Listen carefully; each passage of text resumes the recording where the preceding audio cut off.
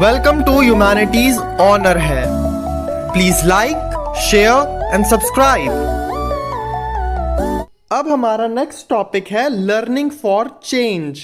इस टॉपिक में बताया गया है कि पहले के समय में बच्चों को फैमिली वर्क सिखाया जाता था। फॉर एग्जाम्पल, अगर किसी की फैमिली पॉटरी करती थी तो उसे पॉटरी सिखाई जाती थी, और अगर कोई फैमिली वीविंग करती थी मतलब कपड़े सिलती थी तो उस बच्चे को कपड़े सीलना सिखाया जाता था। एक फैमिली जो पॉट बनाती थी उसमें लड़कियों का काम होता था मिट्टी कलेक्ट करना और मिट्टी को पॉट बनाने के लिए तैयार करना, और लड़कों का काम होता था उस मिट्टी का यूज़ करके पॉट्स बनाना। अब क्योंकि ये लड़कियां पॉट्स नहीं बना रही, इसीलिए इनके काम को सपोर्टिव वर्क कंसीडर किया जाता था, और क्योंकि लड़के पॉट्स बना रहे थे तो इसीलिए उनके काम को मेन वर्क कंसीडर किया जाता था। पुराने ज़माने में बहुत कम लोगों को ही पढ़ना लिखना आता था। ये स्किल मेनली बॉयज़ को सिखाई जाती थी। पहले के समय में गर्ल्स को पढ़ना लिखना नहीं सिखाया जाता था, क्योंकि सोसाइटी का मानना था कि पढ़ाई लिखाई करने से लड़की अपने साथ बैड लक लेके आती है, जिसकी वजह से फ्यूचर में उसके पति की मौत हो जाएगी। अब हमें रोशुंदरी देवी, रुकैया शेखावत हुसैन और रामाबाई के बारे में पढ़ना है, क्योंकि इन तीनों ने उस ज़माने में पढ़ना लिखना सीखा जब लड़कियों को पढ़ाई लिखाई नहीं कराई जाती थी। रोशुंदरी देवी वेस्ट बंगाल की रहने वाली थी। रोशुंदरी देवी इसीलिए फेमस है क्योंकि वो इंडिया की फर्स्ट विमेन है जिसने अपनी ऑटोबायोग्राफी लिखी है। ऑटोबायोग्राफी का मतलब होता है अपनी जिंदगी के बारे में लिखना। रोशुंदरी देवी की ऑटोबायोग्राफी का नाम था अमार जीबन। ये ऑटोबायोग्राफी उन्होंने बांग्ला लैंग्वेज में लिखी थी। रोशुंदरी देवी हमेशा से पढ़ी लिखी नहीं थी। इन्होंने सोसाइटी से छुप छुप के पढ़ना लिखना सीखा। दरअसल हुआ यूं कि एक बार रोशुंदरी देवी रसोई में खाना बना रही थी। तब उन्होंने सुना कि उनके पति चैतन्य भागवत लेके आए हैं। रोशुंदरी देवी अपने पति से छुपके इस बुक का एक पेज फाड़ लेती है।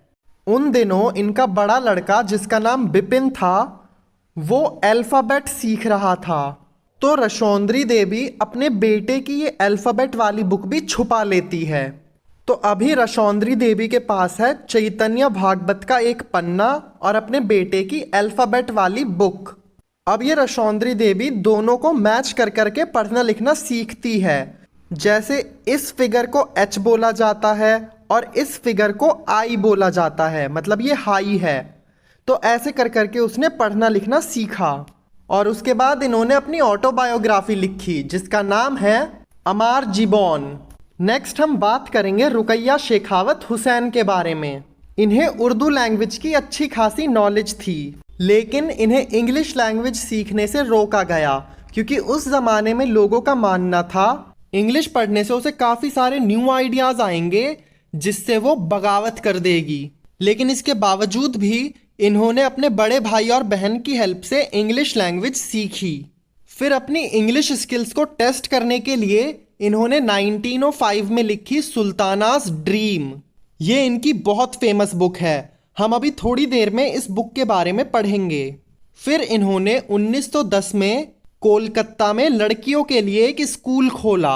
अब हम इस किताब के बारे में पढ़ेंगे। इस बुक में एक सुल्तान नाम की लड़की होती है जो कि सोते हुए अपने सपने में पहुंच जाती है लेडी लैंड। लेडी लैंड एक ऐसी दुनिया है जहां कोई आदमी नहीं रहता, सिर्फ औरतें रहती हैं। लेडी लैंड में सभी फीमेल्स पढ़ने लिखने के साथ साथ इन्वेंशंस भी कर सकती हैं। वहां फीमेल फ्लाइंग कार चला रही थी और रेन को कंट्रोल कर रही थी। रुकैया शेखावत हुसैन, जिन्हें उर्दू बहुत अच्छे से आती थी लेकिन इंग्लिश उनकी थोड़ी कमजोर थी। उस समय लड़कियों को इंग्लिश नहीं पढ़ाया जाता था क्योंकि उस समय ये मान्यता थी कि अगर कोई लड़की इंग्लिश पढ़ जाती है तो वो बगावत करेगी। हालांकि अपने बड़े भाई बहन के सपोर्ट से रुकैया ने इंग्लिश सीखी, और उसके बाद अपने इंग्लिश को टेस्ट करने के लिए रुकैया ने अपनी बुक लिखी जिसका नाम था सुल्तानास ड्रीम। इस किताब की मेन कैरेक्टर है सुल्ताना, जो कि लेडी लैंड में चली जाती है। लेडी लैंड का मतलब है एक ऐसी जगह जहां पर कोई मेल मेंबर नहीं है, सिर्फ फीमेल्स हैं। फीमेल वहां पे पढ़ाई कर सकती हैं, इन्वेंशंस कर सकती हैं, फीमेल वहां पर उड़ने वाली गाड़ियां चला रही हैं, बारिश को कंट्रोल कर रही हैं। और अब थर्ड पर्सनैलिटी आती है रामाबाई। इनके बारे में आपको बस यही याद रखना है कि इन्हें संस्कृत लैंग्वेज बहुत अच्छे से आती थी, जिसकी वजह से लोग इन्हें पंडिता कह के बुलाने लगे। चलो तो आज के लिए बस इतना ही। अब हम मिलेंगे नेक्स्ट एपिसोड में, तब तक के लिए keep studying, keep working hard. Tata, bye bye.